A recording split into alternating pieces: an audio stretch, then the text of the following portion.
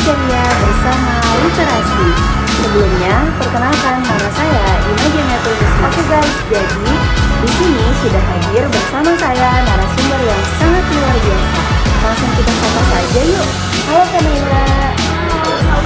Mungkin boleh Kanila memperkenalkan diri. Oke, baiklah everyone. Perkenalkan, nama saya Naila Wuniasan. Di sini saya sebagai narasumber. Oke, gimana nih kabarnya Kanila hari ini? Alhamdulillah baik. Kalau sendiri Alhamdulillah baik. Mungkin langsung saja ya ke pertanyaan-pertanyaannya. Oke, untuk pertanyaan pertama mungkin kita dasarnya dulu ya. Apa sih yang dimaksud dengan literasi anak usia dini menurut Kanaila sendiri? menurut saya, jadi literasi anak usia dini itu adalah kemampuan untuk bisa memahami, menggunakan atau memakai bahasa secara baik dan benar melalui lisan ataupun tulisan, pengalaman sehari-hari seperti mendengar cerita, berbicara, ataupun melihat gambar dan membaca buku-buku. Seperti itu mungkin kawan. Oke, jadi sedikit saya ulas sedikit ya. Berarti menurut Kanaila literasi anak usia dini itu bentuk anak memahami, menggunakan dan memaknai bahasa secara lisan maupun tulisan ya. Iya, mungkin seperti itu. Oke, lanjut ke pertanyaan yang kedua.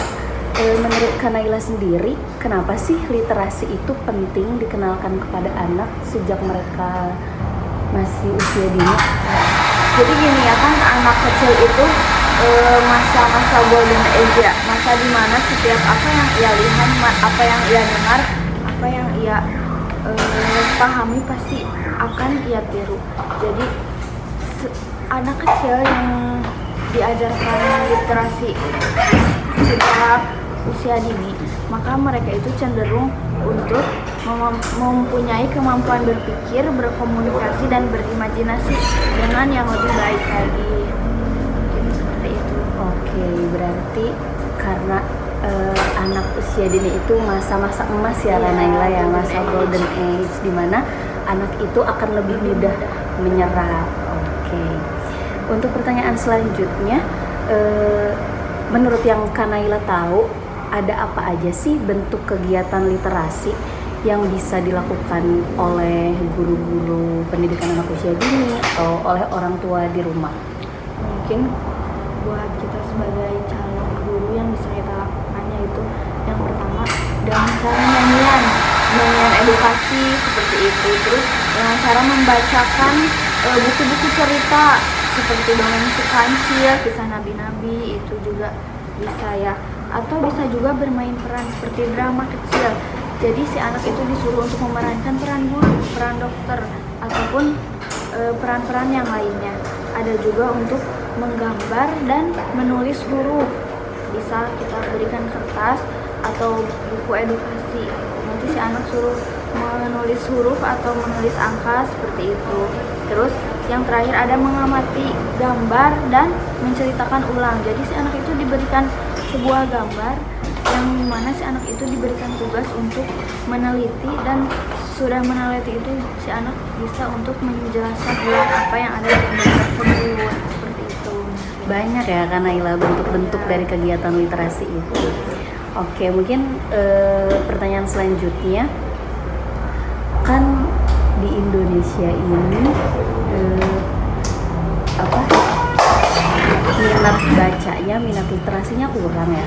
Nah, gimana sih solusinya agar menumbuhkan minat baca kepada anak usia dini? Oh, baik. Kalau untuk seperti itu sih ya, jadi buatlah buku cerita semenarik mungkin agar si anak itu tertarik untuk membaca buku tersebut. Jadi dari mulai covernya, ceritanya, buatlah semenarik mungkin gitu, sekreatif mungkin. Terus ada juga kayak dengan jadikan kegiatan membaca itu sebagai rutinitas yang menyenangkan. Jadi biar enggak bosen tiap hari baca-baca gitu, tapi dengan membacanya tuh dibarengi dengan game seperti itu. Terus ada juga memberikan contoh, anak akan meniru jika melihat orang dewasa suka membaca. Jadi sebelum kita menyuruh anak untuk membaca, kitanya juga harus harus Mencontohkan. yang baik supaya si anaknya itu bisa meniru kayak gitu.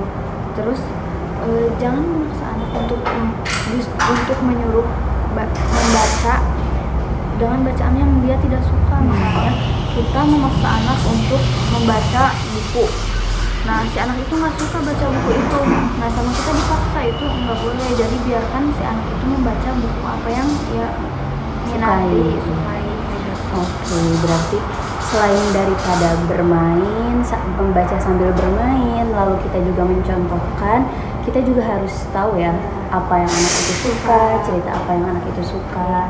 Oke, baik. Lalu mungkin kalau boleh tahu nih Kak Naila, tantangan apa sih yang sering dihadapi dalam menanamkan budaya literasi pada anak usia dini? Baik, kalau untuk tantangan sih ya, yang pertama di sekolah ataupun di rumah itu kayak si guru sama orang tuanya tuh kayak kurang memfasilitasi gitu bacaannya tuh.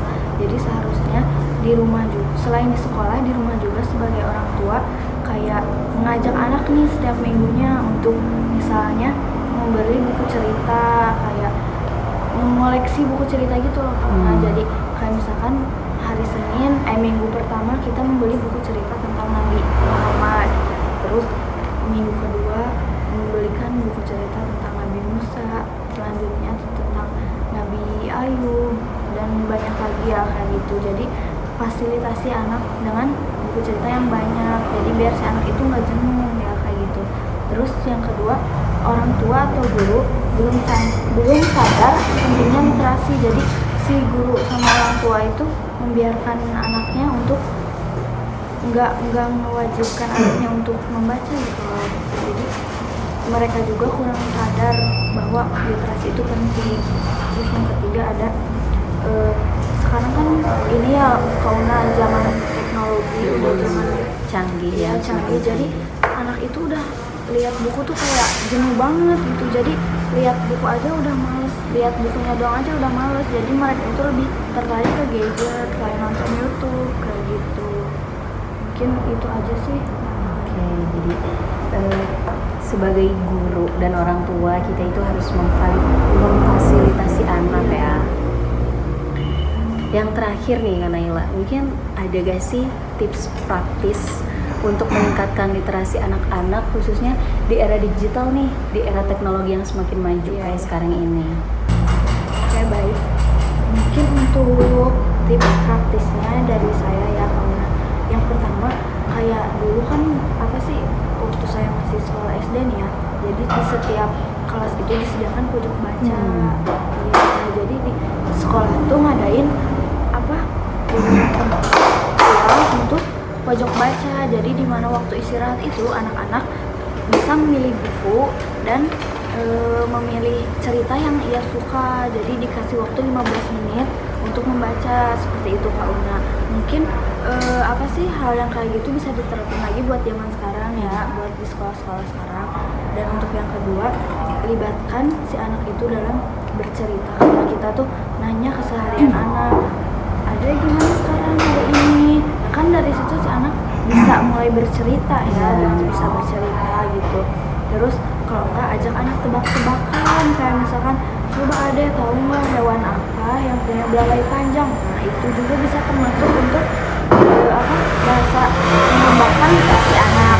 Nah, ada juga kan sekarang era digital ya, seperti tadi pertanyaannya Kak Una. Nah, jadi si gadget itu tidak hanya untuk dipakai untuk nonton YouTube saja ya, tapi sediakan di HP tersebut aplikasi yang ada aplikasi edukasi tentang membaca gitu loh. Jadi biar anak nggak jenuh. Nah, kayak semacam kita nih sekarang kan tugasnya untuk membuat e-book ya. Jadi buku cerita yang ada bergambar dan bersuara kayak gitu loh di gadgetnya itu. Jadi tidak hanya dipakai untuk YouTuber saja HP-nya. Terus yang terakhir mungkin mengajak anak membaca tapi secara konsisten gitu loh.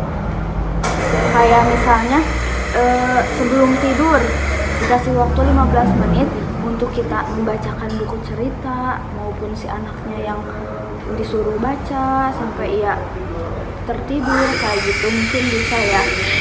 Yang penting dilakukan itu secara konsisten dan menyenangkan tentunya.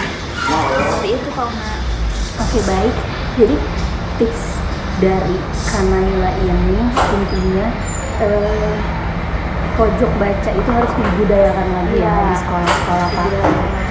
Terus kita harus sering-sering melibatkan anak dalam bercerita, kayak kita tanya kesehariannya itu ngapain aja, jadi anak bisa mulai bercerita tentang kesehariannya dia. Lalu untuk pemanfaatan digitalnya, pemanfaatan teknologi yang semakin majunya ini, kita sediakan aplikasi-aplikasi atau games-games yang mengedukasi anak, dan yang pastinya harus secara konsisten dan menyenangkan bagi anak. Oke, baik. Terima kasih Kanaila atas jawabannya dan waktunya. Sama-sama. Oke, mungkin sekian dari podcast Ceria Bersama Literasi kali ini. Terima kasih sudah mendengarkan. Semoga obrolan kita hari ini bermanfaat dan bisa jadi inspirasi untuk para pendidik dan juga yang pastinya untuk orang tua. Amin. Yuk, kita tumbuhkan kecintaan anak terhadap literasi sejak dini. Sampai jumpa di podcast selanjutnya.